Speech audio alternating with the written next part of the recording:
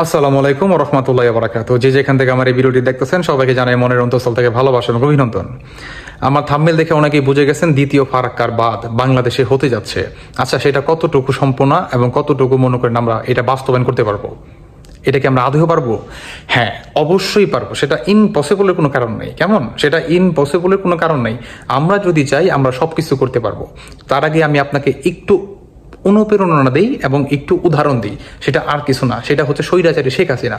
বাংলাদেশে আমাদের যখন নাকি কোঠা আন্দোলন হয়, তখন এই শেখ হাসিনার পতনের পিছনে অন্যতম একটা কারণ ছিল শেখ হাসিনার পতনের আমাদের এই প্রবাসী রেমিটেন্স। যখন নাকি আমরা প্রবাসীরা স্বয়ং সম্পূর্ণভাবে আমরা এই রেমিটেন্সটা বন্ধ করে দিই এবং শেখ হাসিনার কোমর কিন্তু ভেঙে গেছে এই রেমিটেন্সে। হ্যাঁ, যখন নাকি সেই রেমিটেন্স পায় নাই, ঠিক তখনই কিন্তু তার কোমর কিন্তু ভেঙে গেছে। অতএব আমাদের এই ফারাক্কার বাঁধ আমরা সকল প্রবাসীরা চাইলে সেটা নির্মাণ করতে পারবো, অন্যথায় আমাদের অন্য কোনো বিকল্প নাই। দেখেন ভাই, আমরা যদি এই ফারাক্কার বাঁধ যদি নির্মাণ না করি, তাহলে বাংলাদেশকে ঠিক এভাবেই ভারত মনে করেন আমাদের প্রতিনিয়ত মনে করেন নির্যাতন নিপীড়ন মনে করেন করে যাবে এই পানি দিয়ে। কারণ বাংলাদেশ, অনেকেই বলবেন যে ভারত হচ্ছে পার্শ্ববর্তী দেশ, তিনি হচ্ছে আমাদের বন্ধুর দেশ। দেখেন এক্সাম্পল একটু বোঝার চেষ্টা করবেন, বাংলাদেশ আর ইন্ডিয়া কখনোই বন্ধু ছিল না। হাসিনা কিন্তু একটা কথা বলতে সবসময় যে ভারতকে আমি যা দিয়ে গেছি সেটা সারা জীবন মনে রাখবে ভারত। আপনি সবই দিয়েছেন ভারতকে, সবই দিয়েছেন, পুরো দেশটাই ভারতকে দিয়ে দিয়েছেন, কিন্তু আপনি তার বিনিময়ে কি আনছেন? কিছুই আনতে পারেন নাই। যখন নাকি শেখ হাসিনার এই বিরুদ্ধে এই কোঠা আন্দোলন চলে, ঠিক ভারতের কিন্তু তখন গলা শুকাই গেছে। কারণ তারা জানে যদি বাই এনি চান্স যদি এই শেখ হাসিনার যদি পতন হয়ে যায়, তাহলে ভারতের কিন্তু খবর আছে। আর সেই খবরটা হচ্ছে এখন। তার আগে আমি আপনাকে আরেকটা উদাহরণ দিই। ডক্টর মোহাম্মদ ইউনূস স্যার তিনি বলছেন যে বাংলাদেশের উপর ইন্ডিয়া তোমরা যদি কোনো অত্যাচার, সেটা চারো দিক দিয়ে তোমরা সেটার মনে করেন শিকার হবে। কিভাবে? রাশিয়া, চীন এবং মনে করেন ইউএসএ, আমেরিকা, তারপর হচ্ছে আপনার ইউরোপের যে মনে করেন বড় বড় যে দেশগুলো আছে, সবাই মিলে হচ্ছে সেটার প্রতিবাদ কিন্তু মনে করেন জানাইব।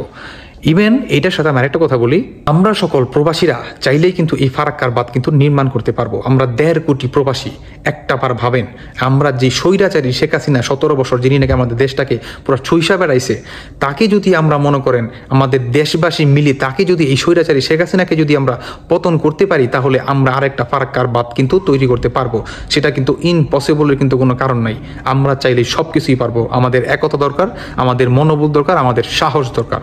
আমরা 1.5 কোটি প্রবাসী এবং আমাদের বাংলাদেশের যে সাধারণ জনগণ, সবার কাছে যদি 100 টাকা 200 টাকা যদি মনে করেন ধার্য ধরা হয় প্রতিটা পরিবারের কাছ থেকে, হ্যাঁ, যার যতটুকু সামর্থ্য, এবং আমাদের সকল প্রবাসীর কাছে যদি একটা বাজেট ধরা হয়, তাহলে কিন্তু আমরা সেটা এই ফারাক্কার বাঁধ নির্মাণ করতে কিন্তু আমরা সেটা কিন্তু সফল হব। ইম্পসিবলের কিন্তু কোনো কারণ নাই। যদি আমরা ভাই এই ফারাক্কার বাঁধ যদি আমরা না নির্মাণ করি, ভারতের কাছে ঠিক এভাবেই আমাদের অত্যাচার হতে হবে। এভাবেই বন্যার পানিতে আমাদের দেশটা মনে করেন রসাতলে যাবে।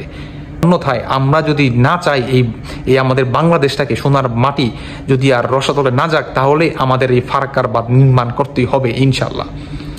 তবে এই ক্ষেত্রে আমি ডক্টর মোহাম্মদ ইউনূস স্যার, আমি আপনার দৃষ্টি আকর্ষণ করতেছি, আপনি যদি আমার এই ভিডিওটা দেখে থাকুন, আমরা সকল প্রবাসীরা, আমরা 1.5 কোটি যোদ্ধা আমরা রাস্তায় নেমে গেছি এবং আমরা হাজির। আমরা বুক পেতে দিছি আমাদের দেশের জন্য, আমাদের দেশের মানুষের জন্য, আমাদের দেশের উন্নয়নের জন্য। আমরা রাজি আছি, আমরা টাকা দেওয়ার জন্য প্রস্তুত। আপনি এইটার পদক্ষেপ নেন, এই দ্বিতীয় ফারাক্কার বাঁধ আমাদের বাংলাদেশের যে সীমান্ত আছে সেখানে করার জন্য। কারণ আমরা যদি এই ফারাক্কার বাঁধ না তৈরি করি, তাহলে আমাদের বাংলাদেশটাকে ঠিক এভাবেই মনে করেন এই ভোগান্তির বুকে মনে করেন পড়তে হবে। কারণ আমাদের বাংলাদেশে যখন নাকি পানির সংকট দেখা দেয়, তখন কিন্তু ভারত আমাদের পানি দেয় না। যখন নাকি আমাদের পর্যাপ্ত পরিমাণ বাংলাদেশে পানি থাকে, ঠিক তখনই হচ্ছে ভারত আমাদের এক্সট্রা পানি দিয়ে বাংলাদেশটাকে পুরো ডুবাই দেয়। এটা কিন্তু মাথায় রাখতে হবে। তবে এর সাথে আমি আরেকটা কথা বলি সকল প্রবাসী ভাইদেরকে, দেখেন আমাদের একতা এবং আমাদের শক্তি অনেক অনেক ইম্পর্টেন্ট। আমি সবার দৃষ্টি আকর্ষণ করতেছি, যে যেখান থেকে এই ভিডিওটি দেখতেছেন, সবাই নিজ দায়িত্বে, প্লিজ সবাই নিজ দায়িত্বে ভিডিওটা সবাই বেশি বেশি করে শেয়ার করে দিবেন। কারণ আর একটা ফারাক্কার বাঁধ আমরা নির্মাণ করতে পারবো ইনশাল্লাহ। অন্যথায় আমাদের অন্য কোনো বিকল্প নাই। কারণ আমরা যদি আরেকটা ফারাক্কার বাঁধ নির্মাণ করি, তাহলে ভারতকে উপযুক্ত শিক্ষা এবং উপযুক্ত জবাব আমরা দিতে পারবো। অনেকেই বলবেন যে বাংলাদেশ ভাই বর্তমান যে অবস্থা, এত ঋণ, এত লোন, এত কিছু নিয়ে রাখছে, এর ভিতরেও কি ফারাক্কার বাঁধ তৈরি করা সম্ভব? হ্যাঁ, অবশ্যই সম্ভব। এর জন্য জানেন বাংলাদেশকে সাহায্য করার জন্য কারা কারা রেডি আছে?